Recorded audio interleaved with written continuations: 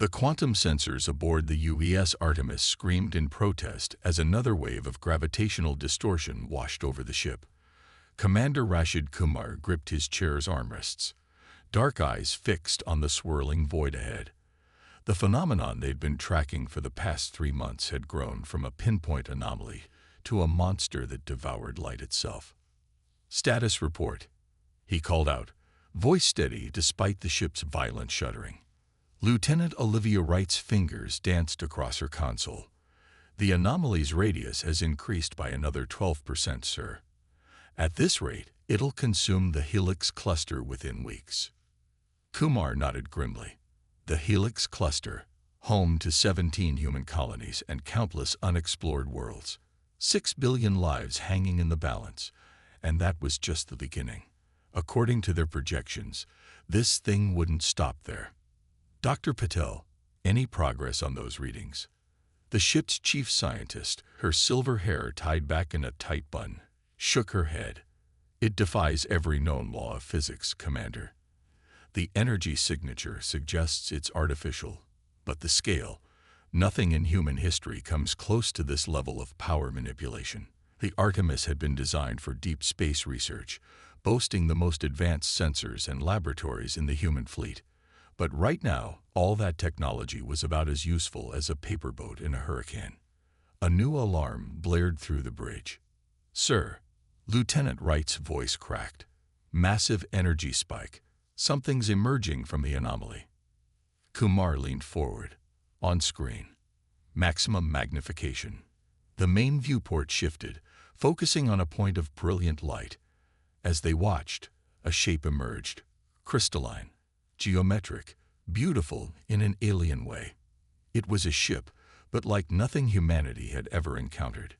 Its surface seemed to pulse with internal light, faceted sections rotating and realigning like a living kaleidoscope. "Are they transmitting?" Kumar asked. "Yes, sir. But it's not radio. The signal's being carried by quantum-entangled particles. They're reaching out on a level we barely understand." Dr. Patel's eyes widened.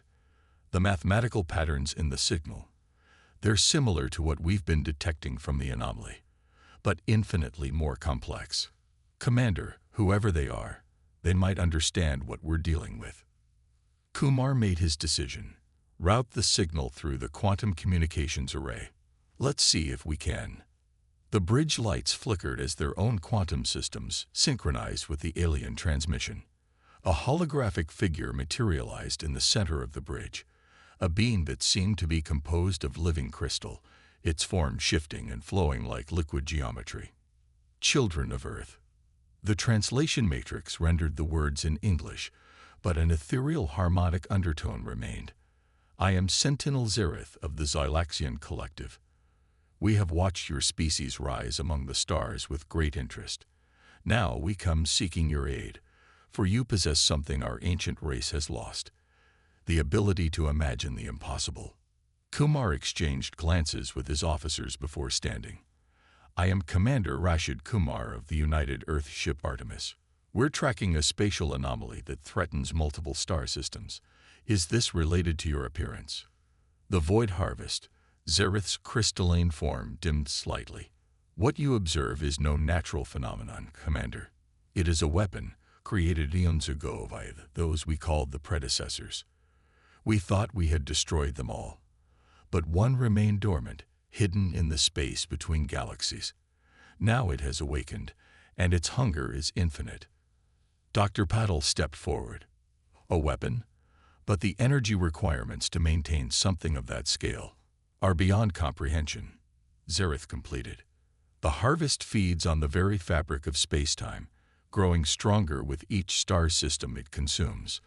My people have fought it for 12,000 of your years, watching it devour our outer colonies one by one.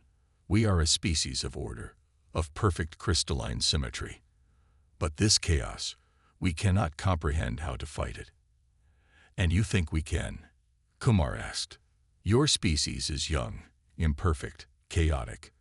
Where we see patterns, you see possibilities. Where we follow logic, you embrace intuition.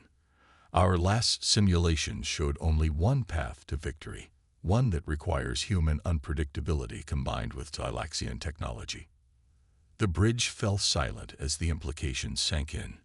Humanity, barely a spacefaring civilization by galactic standards, being asked to help save an ancient race from extinction. If we refuse, Kumar asked, though he already knew his answer, then the harvest will consume your worlds as it has consumed ours. It cannot be outrun, Commander. It cannot be appeased. It can only be fought. Kumar straightened his uniform.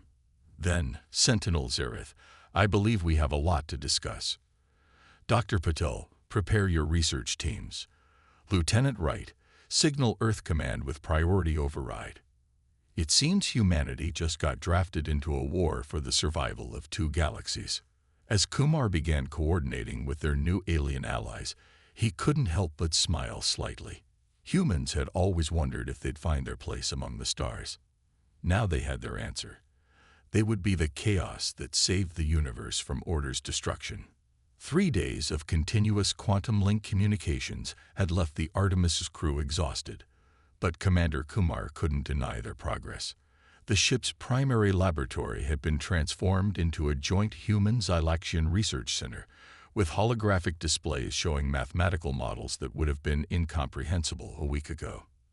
The crystal matrix adapts to human bioelectrical patterns remarkably well, Dr. Patel said, holding up a translucent shard that pulsed in sync with her heartbeat. But I'm more interested in how they managed to stabilize the quantum field. Sentinel Zareth's crystalline form shifted, creating complex geometric patterns that their scientists had learned to recognize as expressions of emotion. Our existence is built upon quantum resonance, Dr. Patel. What your people consider theoretical physics, we experience as reality. Lieutenant Wright burst into the lab, her usual composure shattered. Commander, the harvest just consumed the Proxima Centauri system. Earth is calculating its new trajectory. Sir, it's heading straight for Sol. Kumar's blood ran cold. They'd known this was possible, but the models had suggested they had more time. How long? At current acceleration, 2 months, maximum. Zareth's form darkened. It's learning, adapting. The harvest was designed to evolve, to become more efficient with each system it consumes. We warned our people, but they wouldn't listen. They believed our defensive networks were impenetrable. Pride comes before the fall, Kumar muttered. In any species, apparently. He turned to Dr. Patel. What about the analysis of the predecessor data cores? The scientist pulled up a complex holographic display. We've only decoded about 12%, but there's something strange. The encryption isn't just complex, it's actively changing. It's almost like it's alive, Zareth finished. Yes, the predecessors didn't just build machines. They created digital ecosystems, programs that could evolve and adapt, including their weapons. A new alarm blared through the ship. Lieutenant Wright rushed to a console. Multiple quantum signatures detected. More Galaxian ships emerging from fold space. The new vessels were larger than Zareth's, their crystalline structures darker and more angular. A harsh, discordant transmission cut through their communications. Sentinel Zareth, a deep, resonating voice boomed. You have violated the ancient protocols by sharing forbidden technology with an emerging species. Stand down and prepare for judgment. Zareth's form pulsed with what they'd learned to recognize as anger. Archonvex, I should have known the Eternal Council wouldn't remain blind to our actions forever. Kumar stepped forward. Sentinel, what's going on? Politics, Commander. The Eternal Council believes in isolation, in maintaining the purity of our species. They would rather face extinction than accept help from lesser beings. The last words carried a tone of disgust. Your actions threaten the very foundation of our society, Archonvex declared. These humans cannot comprehend the forces they meddle with. Their chaos will destroy us as surely as the harvest. Dr. Patel had been quiet, studying her displays with increasing intensity.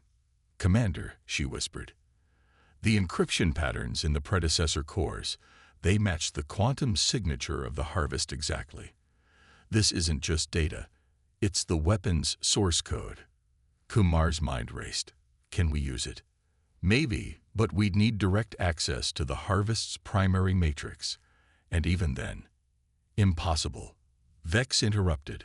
The harvest's core exists in a quantum state beyond physical space. No organic being could survive the exposure.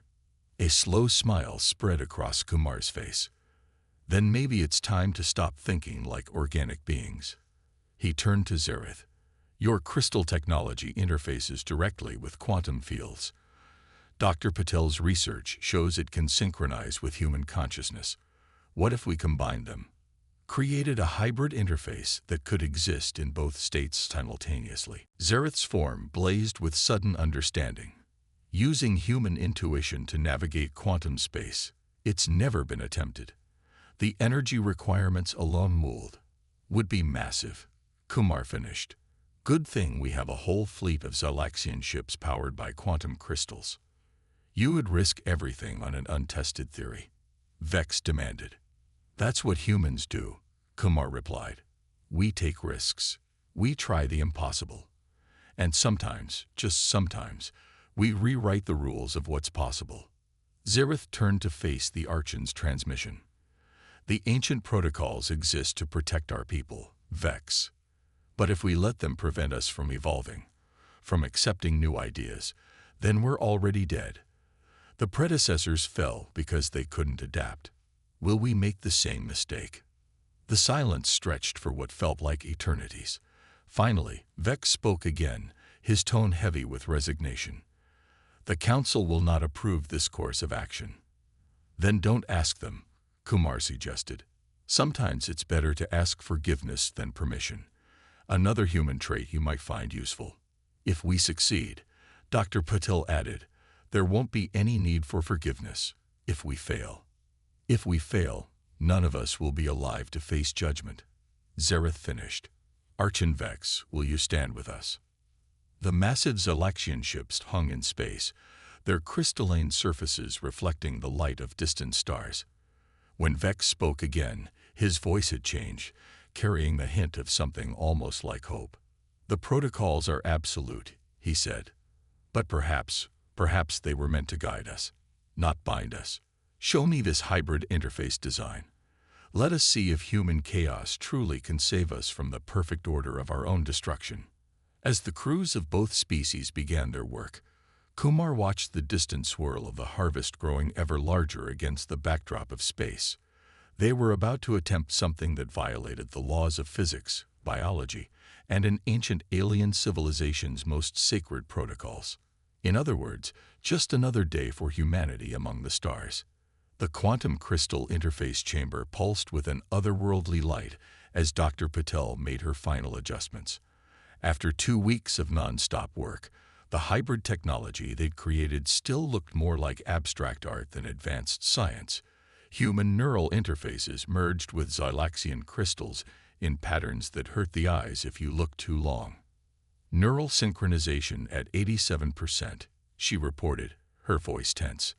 That's as stable as we're going to get it. Commander Kumar nodded, watching the test subject through the chamber's observation window.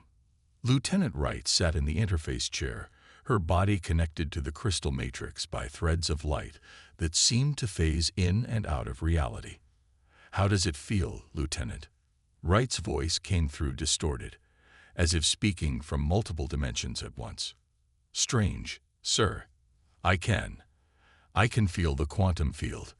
It's like being everywhere and nowhere at the same time.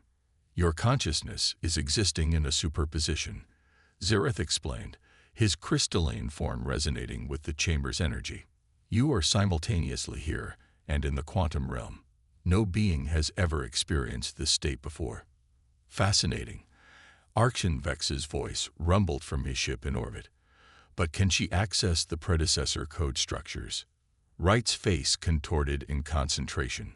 Holographic displays around her flickered with cascading symbols. I can see them. They're like threads of light in a dark sea. But there's something else. Her body suddenly tensed. Something's wrong. The patterns, they're not just code. They're... The chamber's alarms screamed to life. Neural spike, Dr. Patel shouted. Her consciousness is being pulled into the quantum field. Shut it down, Kumar ordered. I can't. The connection's self-sustaining. Wright's eyes snapped open, glowing with the same light as the crystals. When she spoke, her voice carried harmonics that shouldn't have been possible for human vocal cords to produce. I understand now, she said, but it wasn't entirely her speaking. The harvest isn't just a weapon. It's alive. The predecessors didn't create it to destroy. They created it to evolve, to transcend physical existence itself. Zareth's form pulsed with alarm. Of course, the predecessors didn't vanish. They became the harvest, and now it's trying to force the rest of the universe to join them. Lieutenant, fight it, Kumar commanded. Don't let it take control. Wright's body convulsed as she battled against the ancient consciousness trying to subsume her own. Can't. Hold it. Sir, you have to understand. The harvest, it's not evil. It thinks it's saving us, forcing us to evolve beyond physical limitations. But it's wrong. The evolution has to be a choice. Dr. Patel's fingers flew across her controls. Her neural patterns are destabilizing. If we don't break the connection soon, we'll lose her completely. No. Wright's voice was her own again, if only for a moment. I can see how to stop it. The code, it's based on choice. Free will. The predecessors built in a failsafe. The harvest can't force transformation on beings that consciously reject it. That's why it's been consuming whole systems. It's trying to overcome the limitation through sheer power. Kumar stepped closer to the chamber. How do we trigger the failsafe? We have to. Wright's consciousness was clearly fading. We have to choose to remain physical. All of us. Humans, Zalaxians, everyone. A united rejection of forced transcendence. But the choice has to be made from within the quantum realm itself. Suddenly, her body went limp, the crystal connections darkening. Dr. Patel's instruments showed flat lines across all neural monitors. No pulse, she reported grimly. She's gone. Kumar stared at Wright's still form, his mind racing. Not gone, he said finally. Transformed. The harvest has her consciousness now, but she fought it long enough to give us the answer. A mass consciousness link. Vex's tone was incredulous, connecting every being in the threatened systems to the quantum realm at once. The energy requirements would be astronomical. We have something more powerful than energy, Kumar replied. We have certainty, every human, every Xylaxian. We choose physical existence. We choose free will. We choose life as we know it, with all its limitations and possibilities. Zareth's form brightened with understanding. A choice made by trillions of minds simultaneously, broadcast through the quantum field itself. It could work. But the interface technology isn't stable enough. Lieutenant Wright was our most compatible subject, and even she. Then we modify it. Dr. Patel interrupted. She'd been examining the neural data from Wright's transformation. The interface wasn't failing. It was fighting against itself. We were trying to maintain a connection to both realms. What if instead we embraced the transformation? Go fully quantum, just for a moment, long enough to make the choice. You're talking about risking every conscious being in 2 galaxies, Vex pointed out. No, Kumar corrected. I'm talking about trusting every conscious being in 2 galaxies to make the right choice. To choose existence as we know it over forced transcendence. He turned to the Archon's holographic presence. Your protocols warn against sharing technology with younger races. But right now, those younger races might be your only hope for survival. What's your choice, Archon? The silence that followed felt like it lasted for eons. Finally, Vex spoke, his crystalline resonance carrying a new tone. Something almost like humanity. The protocols exist to protect life, he said. All life. Not just Xylaxian. Not just ordered and predictable life. If we must break them to preserve the right of all beings to choose their own path of evolution, then break them we shall. As the combined human and Galaxian fleets began preparing for what would either be the salvation or the end of two galaxies, Kumar looked one last time at Wright's body. "Your sacrifice won't be in vain, Lieutenant," he promised.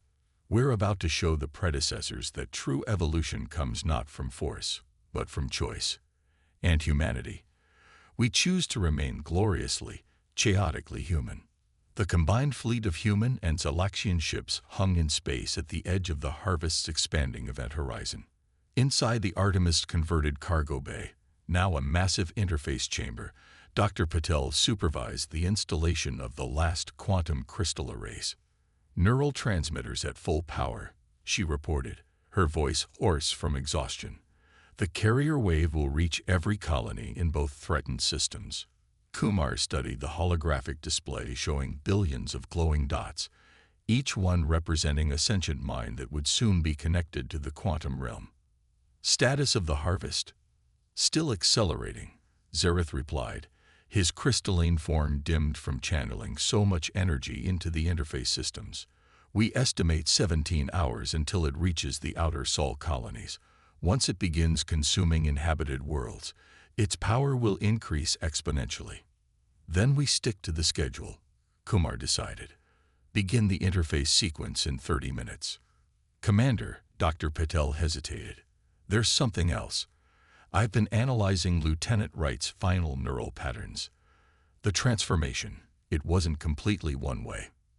Kumar turned sharply. "Explain." "Her consciousness didn't just merge with the Harvest. She changed it. Her human adaptability, her capacity for original thought. They created ripples in the quantum field.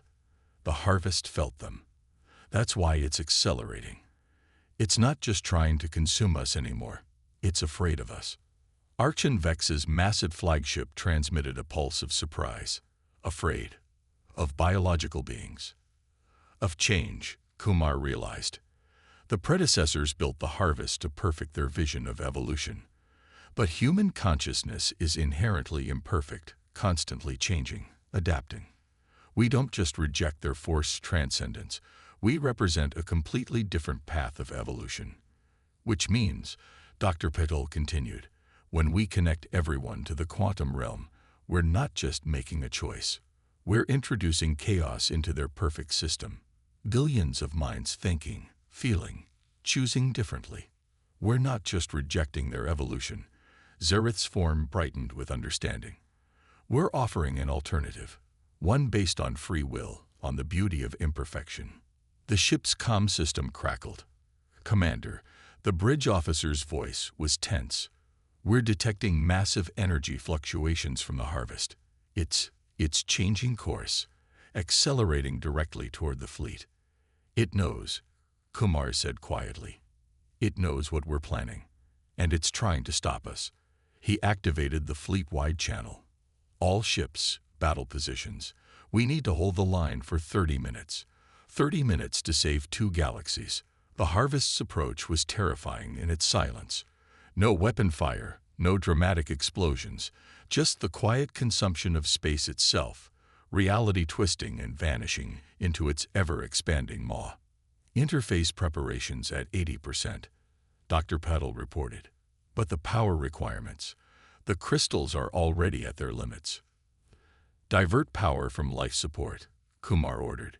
"Everything except minimal gravity and oxygen. We only need to survive long enough to make the choice." "Commander," Zareth's voice carried an unfamiliar emotion. "Fear. Even if we succeed, trillions of minds suddenly connecting to the quantum realm. The energy discharge could tear reality itself. We might save everyone from transcendence only to destroy the physical universe in the process." Kumar smiled grimly. "Then we better make our choice count." He opened a channel to all ships, all colonies, everyone who would soon be part of the greatest connection in history. "This is Commander Kumar. In 20 minutes, every sentient being in range will be connected to the quantum realm. You will feel the pull of transcendence, the promise of perfect evolution. you will be offered power beyond imagination. Your task is simple. Choose humanity. Choose imperfection. Choose free will. Choose life as we know it, with all its chaos and beauty and possibility." He paused, watching the harvests approach. The predecessors believed they could perfect existence by forcing it to evolve according to their plan. But true perfection isn't found in conformity. It's found in diversity, in the endless variety of choices we make every day. In 20 minutes, we show them that humanity's greatest strength isn't our technology or our intelligence. It's our stubborn insistence on choosing our own path. The minutes ticked by with agonizing slowness. Ships began losing power as every available joule of energy was diverted to the interface systems. The harvest grew larger, its quantum tendrils reaching out like hungry fingers. "Interface at 98%, Dr. Patil announced. "Quantum field synchronization in 3, 2, 1. Reality shattered. Kumar felt his consciousness expand, suddenly connected to billions of others. Human minds, Xylaxian minds, all experiencing the same moment of transcendent possibility. The harvest's call was beautiful, seductive, a promise of perfect order, of evolution beyond physical limits. But humanity had never been very good at following other people's plans. Across 2 galaxies, trillions of voices made the same choice. We choose chaos. We choose imperfection. We choose to remain ourselves.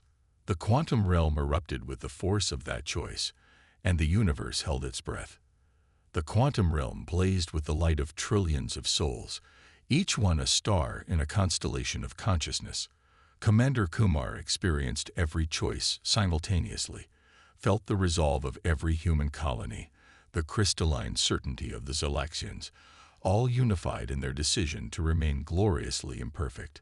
The harvest screamed, not with sound, but with pure quantum disruption that rippled through dimensions. Its perfect patterns began to fracture as the chaos of organic choice invaded its systems. Within its quantum matrix, Kumar sensed a familiar presence. Lieutenant Wright.